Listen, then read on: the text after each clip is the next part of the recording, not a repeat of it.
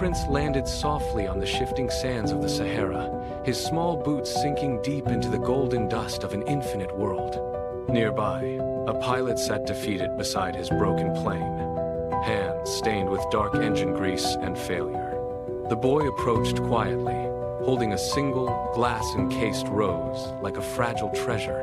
He set the flower down with care and began to sketch the 3 volcanoes of his tiny home on a scrap of paper.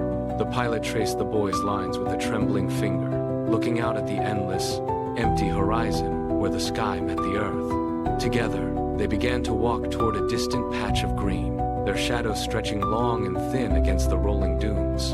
The little prince knelt by a stone well, his voice curious as he asked why the stars twinkled and where the wind originated. The pilot wiped his brow, pointing toward the vast constellations, naming them one by one as the heat faded. As the deep blue of night fell, they sat together in the profound silence of the desert. The boy spoke of his sacred duty to protect his flower, his voice filled with a heavy, ancient wisdom. "She is my responsibility," he whispered. The pilot, moved by the boy's innocence, shared the stories of his own lost childhood dreams, long buried under the weight of growing up. They watched in awe as the moonlight hit the sand, turning the vast, harsh wasteland into a shimmering field of pure silver. In that moment, the desert was no longer a place of death, but a sanctuary of light. "The stars are beautiful," the prince said, "because of a flower that cannot be seen."